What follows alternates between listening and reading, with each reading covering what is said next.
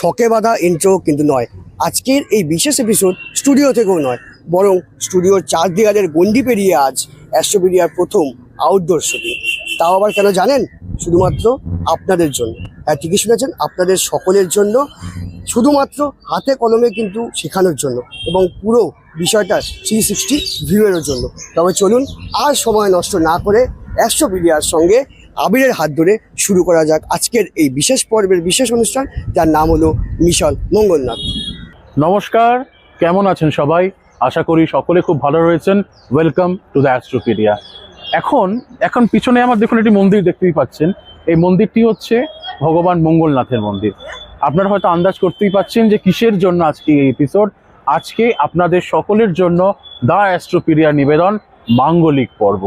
আচ্ছা, মাঙ্গলিক পর্ব জিনিসটা কি, বা মঙ্গল জিনিসটা কি, বা মঙ্গল আমাদের জীবনে কি প্রভাব ফেলে, আজকের এই এপিসোডে আমরা কিন্তু তার পুঙ্খানুপুঙ্খ আলোচনা করব এবং নিজেরা বোঝার চেষ্টা করব এবং আমাদের সকলের মধ্যে যে ভীতি সঞ্চার হয়ে আছে এখান থেকে বেরিয়ে আসার চেষ্টা করব। সুতরাং আমার সাথে, মঙ্গলনাথের সাথে, এই ধামের সাথে আপনারা জুড়ে থাকুন এবং ভিডিওটি উপভোগ করুন। এবং আমাদের সর্বশেষে কিন্তু ফিডব্যাক অবশ্যই জানাবেন এই ভিডিওটি থেকে আপনারা কিভাবে জানতে পারলেন, কি জানতে পারলেন এবং কিভাবে আপনারা উপকার পেলেন।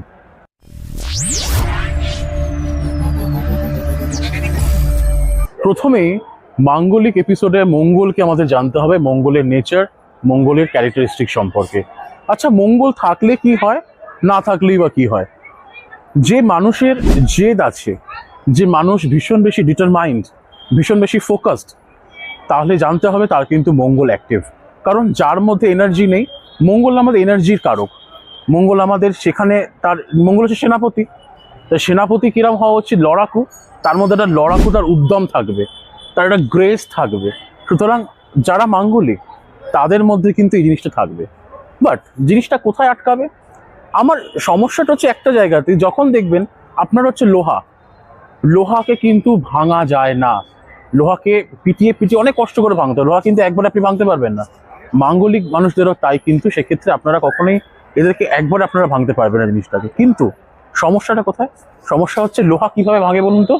লোহা ভাঙে হচ্ছে গরম আগুনের মধ্যে ফেলে তপ্ত করে তার মধ্যে জোরে জোরে আঘাত করে সেই লোহাটাকে বেঁকানো হয় বা শেপ করা হয় বা ভাঙা হয়।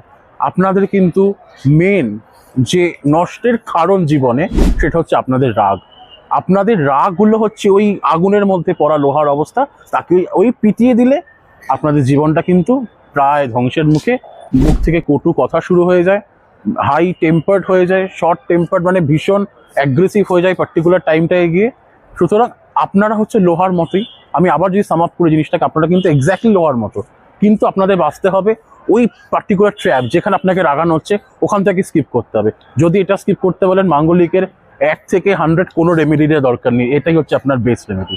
এটা গেল মঙ্গলের নেচার এবং ক্যারেক্টারিস্টিক্স। অর্থাৎ যাদের মধ্যে মঙ্গল অ্যাক্টিভ তারা কিন্তু সতেজ হবেন, তারা পরাক্রমী। আর যাদের মঙ্গল নেই বা যাদের হরোস্কোপে মঙ্গলের অবস্থান খারাপ অবস্থানে রয়েছে, তাদের কিন্তু দেখবেন তারা একটু ল্যাথার্জেটিক, তারা কোনো কিছু একটা ফার্স্ট মুভিং করতে তারা ভয় পায়, তারা পিছনে একটা ফিয়ার কাজ করে যে করলে যদি লস হয়ে যায় বা করলে যদি কিছু অন্যরকম জিনিসটা হয়। আর যাদের মঙ্গল ভীষণ বেশি অ্যাক্টিভ বা যাদের মঙ্গল ভীষণ স্ট্রং, তারা কিন্তু এটা কখনো হবেন না। তারা জাস্ট ঝাঁপিয়ে পড়েন কাজটার উদ্দেশ্যে এবং হাসিল করে বেরিয়ে সেই জেতার উল্লাস করেন। এটা হচ্ছে মঙ্গলের নেচার এবং মঙ্গলের ক্যারেক্টারিস্টিক্স। আচ্ছা, আপনাদের কখনো মনে আসছে না বা জিজ্ঞাসা হয় না জিনিসটা, যে মাঙ্গলিক মানে সবার কি একই ধরনের মাঙ্গলিক, না তার মধ্যে কোনো আবার ডিফারেন্সিয়েশন রয়েছে? ডেফিনেটলি রয়েছে। ধরুন আজকে আপনি কারোর সন্তান, বা সেখানে ধরুন আপনি আবার কারোর একটা বাবা বা পিতা বা কারোর মা। অর্থাৎ একই রূপে আমরা অনেকগুলো রূপ দেখাই, একই দেহে একই অঙ্গে অনেকগুলো রূপ দেখাই। যেমন ধরুন আপনি চাকরি করতে যাচ্ছেন, সেখানে আপনি জব করছেন, বাড়িতে ফিরে এসে আপনি সেই ঘরের মেম্বার। সেরকমভাবে মঙ্গল বিভিন্ন জায়গায় বসে তার ফলাফলটা একদম বিভিন্ন রকমভাবে দেয়। মাঙ্গলিককে কখনো এক জায়গায় ক্যাটাগরাইজ করা যায় না, তার মধ্যে কিছু ডিফারেন্সিয়েশন 100% রয়েছে। তাহলে প্রথম আমরা শুরু করি লগ্ন বা ফার্স্ট হাউস। যাদের আপনাদের ফার্স্ট হাউসে বা লগ্নতে যাতে আমরা মঙ্গল যদি থাকে বা মঙ্গলের অবস্থান থাকে, সেক্ষেত্রে আপনারা তখন ভীষণ একজন এনার্জেটিক পারসন। উদ্যমে ভীষণভাবে আপনারা এটা কাজ করতে পছন্দ করেন এবং ঝাঁপিয়ে পড়েন যে কোনো মানুষের উদ্ধার কার্যে বা যে কোনো মানুষের আপদে বিপদে কিন্তু আপনারা ঝাঁপিয়ে পড়েন। আপনারা কিন্তু ততটাই অ্যাগ্রেসিভ। আপনাদের এইখানটা কিন্তু ভীষণভাবে কন্ট্রোল করতে হবে, কারণ যদি আপনার অ্যাগ্রেসিভনেস ভীষণ বেশি বেড়ে যায় তাহলে কিন্তু ভীষণ বেশি মুশকিল হতে পারে। ইমপেশেন্টের প্রবলেম, ইমপেশেন্ট মানে আপনাকে অধৈর্য হলে কিন্তু হবে না।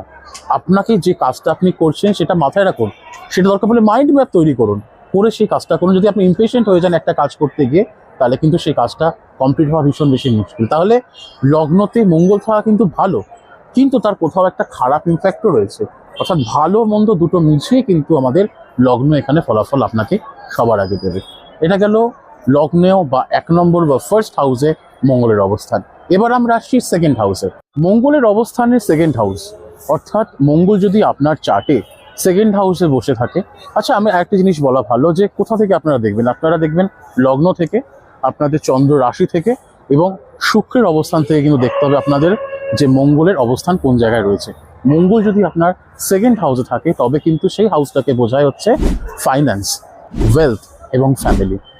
মঙ্গলের যদি খারাপ অবস্থান থাকে বা সমস্ত দিক থেকে বিচার করে যদি আমরা এটা পাই যে মঙ্গলের এখানে যে নজর পড়েছে বা যে দৃষ্টি বা তার অবস্থান, তার ডিগ্রি যদি কোনোভাবে নেগেটিভ অ্যাপ্রোচ থাকে, তবে সেই ক্ষেত্রে কিন্তু ফ্যামিলিতে দাম্পত্য কলহ বাড়বে, ফাইন্যান্সিয়ালের একটা ইনসিকিউরিটি আপনি ফিল করতে পারেন, সেখান থেকে কোথাও একটা যে ক্যাশের যে ইনফ্লো তার একটা প্রবলেম কিন্তু ডেফিনেটলি ওখানটা হতে পারে। সুতরাং এই সমস্ত দিক থেকে বিচার করলে সেকেন্ড হাউস কিন্তু আপনাদের স্ট্রং করা ভীষণ বেশি উচিত। তবে কিন্তু গিয়ে আপনার ফ্যামিলি, আপনার ওয়েলথ একটা কমন সাইজের ক্ষেত্রে গিয়ে তার ক্যাশের একটা ইনফ্লো বা তার সর্বোপরি একটা কি বলবো আমি ইনফ্লেটেড ক্যাশ আপনারা কিন্তু সেখানে পেতে পারেন, বা আপনাদের দাম্পত্যে একটা সুখকর অবস্থা কিন্তু আসতে পারে। সুতরাং সব দিক থেকে কিন্তু সেকেন্ড হাউসকে স্ট্রং করাটা ভীষণ বেশি জরুরি আমাদের ক্ষেত্রে। মঙ্গল যদি থাকে ফোর্থ হাউসে, ফোর্থ হাউস থেকে বোঝায় হচ্ছে আমাদের বাড়ি, আমাদের ডোমেস্টিক হ্যাপিনেস। অর্থাৎ এইখানে যেটা সব থেকে বেশি এফেক্ট আসে সেটা হচ্ছে কি হারমোনিতে। এটা হচ্ছে পার্টিকুলারলি একটা সংসার চালাতে একটা হারমোনি দরকার, এটা তো খুব সুন্দর সিম্ফনি দরকার, তার মধ্যে কোথাও একটা কিন্তু প্রবলেম দেখা যায় এই ফোর্থ হাউস যদি মঙ্গল নেগেটিভ হয়ে থাকে। আরেকটা জিনিস এখানে কখনো কখনো কিন্তু একটু ইমোশনাল বন্ডিংয়ের ক্ষেত্রে আমরা বিভিন্ন ক্ষেত্রে অসুবিধা পরিলক্ষিত করতে পারি। ধরুন আপনার এবং আপনার স্পাউসের মধ্যে একটা বেশ অনেক দিন ধরে একটা ঝামেলা চলছে, এটা একটা চোরা ঝামেলাটা চলেই যাচ্ছে, তাহলে কিন্তু এটা ভীষণভাবে নিশ্চিত যে আপনার মঙ্গল কিন্তু ফোর্থ হাউসে রয়েছে। বা নট ইভেন স্পাউস, আপনার পরিবারের বা আপনার সম্পর্কিত যে কোনো কারোর সাথে যদি এই ধরনের সম্পর্কে দেখছেন যার প্রতি আগে সেই ভালোবাসা ছিল, সে লাগান ছিল, কিন্তু আস্তে আস্তে দেখছেন তার প্রতি অ্যাটাচমেন্টটা কমে যাচ্ছে, কোথাও ইমোশনাল বন্ডিংটা কমে যাচ্ছে, তাহলে কেউ জানতে হবে মঙ্গল এখানে পীড়িত অবস্থায় রয়েছে। আর একটা জিনিস, মঙ্গল ফোর্থ হাউসে থাকা মানে কিন্তু আপনার বাসস্থান অথবা আপনার কর্মস্থানের পরিবর্তন খুব ফ্রিকুয়েন্টলি বুঝে থাকে। নয় আপনি বাড়ি চেঞ্জ করছেন ঘন ঘন, আপনার ট্রান্সফারেবল জব, নাহলে আপনার জবটাই প্রতিনিয়ত চেঞ্জ করছে, আপনি মাথা লাগাতে পারছেন না। এইটা হচ্ছে মঙ্গলের ফোর্থ হাউস এবং তার এফেক্ট সমূহ। এতক্ষণ আপনারা দেখছিলেন লগ্নে দ্বিতীয় এবং চতুর্থে মঙ্গল থাকলে কি হয় এবং কি হয় না, তার একটা রূপরেখা।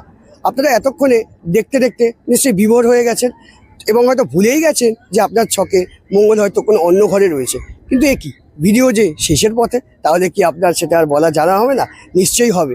পরবর্তী পর্বে আবিরের ডালিতে যেমন রয়েছে বাকি ঘরগুলোতে মঙ্গলের অবস্থান বিবরণ সম্বন্ধে, তেমনই সাজানো রয়েছে কিন্তু বাছাই করা কিছু এক্সক্লুসিভ রামবান রেমেডি। তাহলে কেমন লাগলো আজকে আপনাদের এই বিশেষ এপিসোডটি জানাতে কিন্তু অবশ্যই ভুলবেন না। এবং এই এপিসোডটি যদি ভালো লেগে থাকে অবশ্যই যেটি আপনাদের করতে হবে সেটা হচ্ছে ভিডিওটিতে একটি লাইক কিন্তু করে দিতে হবে এবং কমেন্ট কিন্তু করে জানাতে হবে এই ভিডিওটিতে আপনারা কি কি জিনিস জানতে পারলেন নতুনত্ব, এবং শেয়ার করবেন অবশ্যই আত্মীয় পরিজনদের মধ্যে। এবং অবশেষে যদি চ্যানেলটিকে সাবস্ক্রাইব না করে থাকেন তাহলে অবশ্যই দেখতে পাচ্ছেন সাবস্ক্রাইব কিন্তু অবশ্যই করে দিতে হবে। নমস্কার।